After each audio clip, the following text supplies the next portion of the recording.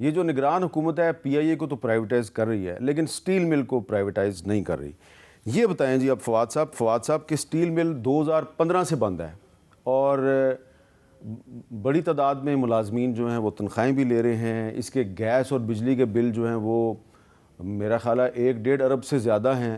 تو اس کو یہ بھی تو نقصان پہنچا رہی ہے پاکستان کو. بند ہے, اس کو پرائیویٹائز کیوں نہیں کر رہے آپ؟ ایسا ہے جی کہ جس دن میں نے نجکاری کا چارج لیا تو اس دن یہی وہ تھیں ٹرانزیکشن جو پرائیورٹی میں تھیں. تو سٹیل مل کو جب دیکھا تو 2019 سے اس کی پرائیویٹائزیشن کا کام شروع ہوا تھا اور 2019 میں جب اس کا کام شروع ہوا تو تقریباً 2021 میں آ کے اس کے ٹرانزیکشن ایڈوائزر کا تقرر ہوا اور 4 کمپنیاں جو ہیں وہ 2021 میں پری کوالیفائی کی گئیں. اسی دوران اس وقت کے جو وزیر اعظم تھے وہ ایک دوست ملک کے دورے پہ گئے تو انہوں نے وہاں کے وزیر اعظم کو یہ کہا کہ جی آپ اگر اس کو سٹیل مل کو ہمیں ریفربش کر دیں اور یہ اس کو یہاں پہ ایک نئی مل بنا دیں تو ہم آپ کے بہت شکر گزار ہوں گے. ہمارے تعلقات میں نام نہیں لوں گا, بعض ڈپلومیٹک سینسٹیوٹیز ایسی ہوتی ہیں. تعلقات اس ملک سے ایسے تھے کہ انہوں نے فوری طور پہ اس کی حامی بھر لی اور جب وہ واپس آئے تو اس کے فوراً بعد تقریباً 10 دن کے اندر اندر ہی اس ملک کے سفیر جو ہیں انہوں نے پاکستان کی مختلف وزارتوں کے چکر کاٹنے شروع کر دیے کہ جی ہمیں حکم آ گیا ہے وزیر اعظم کا, کیونکہ یہ وزیر اعظم اور وزیر اعظم کے درمیان ایک بات ہوئی ہے تو انہوں نے کہا کہ اس کو فوری آنر کیا جائے. اور اس ملک کی جو سب سے بڑی سٹیل انڈسٹری تھی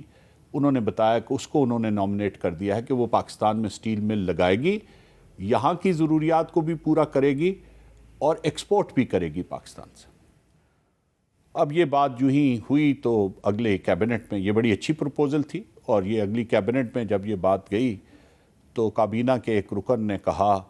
کہ جی ہم یہی تو الزام پچھلی حکومت پہ لگاتے تھے کہ وہ G2G ارینجمنٹ میں چلی گئی ہے, ہر چیز اس نے G2G فریم ورک میں کی ہے, تو آپ یہ بالکل نہ کریں اور آپ ایسا کریں کہ ہم نے جو پرائیویٹائزیشن کا کام شروع کیا ہوا ہے ہمیں وہ کمپلیٹ کرنے دیں اور ہم انشاءاللہ 4 مہینے سے 6 مہینے کے اندر اندر آپ کو یہ پرائیویٹائز کر دیں. اب آپ سوچئے وہاں پہ جب یہ کہا گیا تو وزیر اعظم نے یہ منظور کر لیا اور انہوں نے کہا جی کہ ہم نے خود درخواست کی, ایک دوست ملک نے اس پہ حامی بھری, انہوں نے نامنیٹ کیا کسی کو کہ یہ کام کر کے دیں کیونکہ ہمیں وزیر اعظم پاکستان نے کہا ہے, اور پھر اس کے بعد ہم اپنی درخواست سے ہی مکر گئے. اب آپ آ جائیے اس دوسرے پہ جس کے بارے میں یہ کہا متعلقہ وزیر نے جی کہ ہم اس کو 4 سے 6 مہینے میں مکمل کر دیں گے. تو یہ 2019 کے اواخر کی بات ہے اور اب 2021 میں 4 پارٹیز پری کوالیفائی ہوتی ہیں, انہی میں سے وہ پارٹی بھی ہے جس کو نامنیٹ کیا گیا تھا. اب ان کا جب عمل آگے چلتا ہے تو 4 میں سے 3 پارٹیز جو ہیں جو ایکچولی سٹیل کی بیک گراؤنڈ کی پارٹیز جو ہیں وہ 2022 کے آخر تک وہ 3 پارٹیز بیچ میں سے نکل جاتی ہیں اور وہ یہ کہتی ہیں جی کہ ہم اس میں انویسٹمنٹ نہیں کرنا چاہتے. اس میں ایک وجہ تو کووڈ کے بعد جو عالمی معیشت میں تھوڑا سا بحران آیا تھا وہ بھی تھا, لیکن اس کے ساتھ ساتھ میں بڑی ذمہ داری سے کہہ رہا ہوں کہ اس میں یہ بھی مسئلہ تھا کہ ہم نے خود ایک آفر کر کے اس سے پھر بیک ٹریک کیا تو اس کا بھی تھوڑا سا جو اس کو کہتے ہیں ری ایکشن آیا, رد عمل اس کا آیا.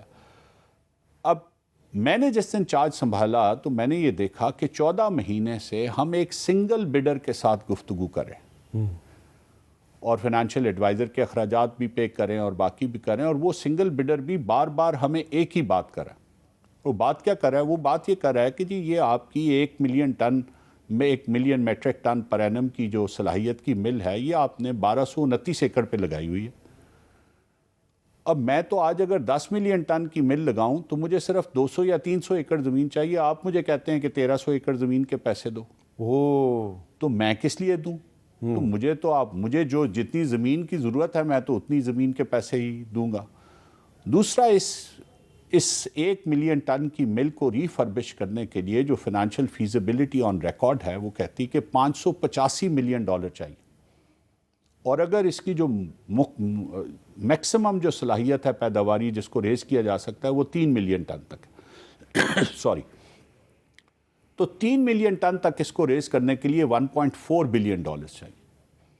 جبکہ 10 million metric ton per annum کی مل جو ہے وہ $2.5 بلین میں 300 ایکڑ سے کم زمین پہ لگائی جا سکتی ہے. آپ بتائیے جب یہ انفارمیشن آپ کے سامنے ہو اور آپ کو یہ بھی پتا ہو کہ یہ 70 سال پرانی ٹیکنالوجی پہ بنی ہوئی ایک مل ہے جو 50 سال پہلے لگائی گئی تھی اور جو پچھلے 8 سال سے بند ہے، تو یہ فیصلہ کتنا ایک مشکل تھا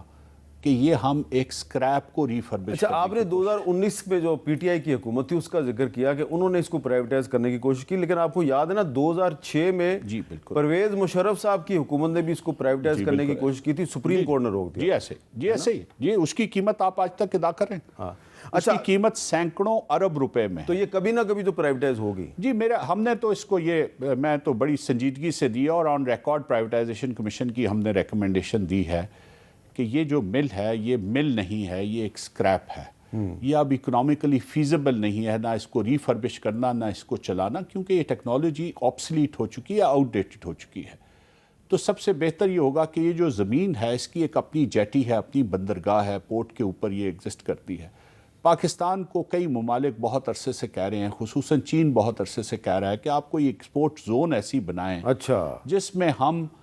ریلوکیٹ کر سکیں یہاں سے، اور ہمارے مسئلے کا حل میر صاحب یہی ہے کہ ہم کم از کم اپنی آئندہ 3 سے 4 سالوں میں 40-50 بلین ڈالر کی نئی ایکسپورٹ انڈسٹری پاکستان، تو یہاں پہ نئی انڈسٹری لگے گی۔ ہماری پروپوزل یہ ہے، وہ فیصلہ منسٹری آف انڈسٹریز اور پروڈکشن اور وفاقی کابینہ نے کرنا ہے، لیکن ہم نے یہ کہا ہے کہ حکومت سندھ کے تعاون سے یہاں پہ ایک ایکسپورٹ پروسیسنگ زون بنائی جائے گی۔ تو یہ تو پھر اگر پیپلز پارٹی کی حکومت ہوگی سندھ میں تو وہ تو نہیں اس کی حمایت کرے گی۔ نہیں، میرا یہ خیال ہے شاید وہ مخالفت بھی نہ کریں یہاں پہ ایکسپورٹ پروسیسنگ زون لگانے کی۔ دیکھیں، میں یہ سمجھتا ہوں کہ کچھ چیزیں ہم لوگ وفاقی اور صوبائی حکومت کے درمیان صرف کلیریکل ایشوز پہ ہمارے جو مختلف سرکاری اہلکار ہوتے ہیں وہ اس کو روک کے بیٹھ جاتے ہیں۔ میں تو ذاتی طور پہ اس بات کا بھی حق میں ہوں کہ اگر حکومت سندھ یہ کہتی ہے کہ جی وفاقی حکومت ایکسپورٹ انڈسٹری کے لیے ایک زون بنا دے، یہاں پہ ڈیولپ کر دے، لیکن اس کے جتنے لوکل ٹیکسز ہیں وہ ہم وصول کریں گے، تو میرے خیال میں تو حکومت کو کوئی اعتراض نہیں ہونا۔ سر جلدی سے یہ بتا دیں کہ آپ نگران حکومت کا جو ٹینیور ہے اس کے اندر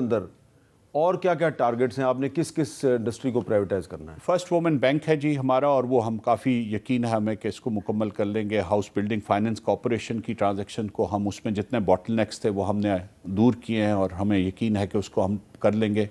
اس کے علاوہ میں اور منسٹر انرجی مل کے کام کر رہے ہیں، جو ہماری ڈسکوز ہیں جو ہر سال 680 ارب روپے کا اس سال کا لاس ہے، اگلے سال اس سے زیادہ ہوگا، اس کے اوپر ہم ایک ٹیمپلیٹ پہ کام کر رہے ہیں جس میں اس کا مینجمنٹ کنٹرول ہم پرائیویٹ سیکٹر کو اور وداؤٹ اسمال ڈائیوسٹمنٹ آف شیئرز،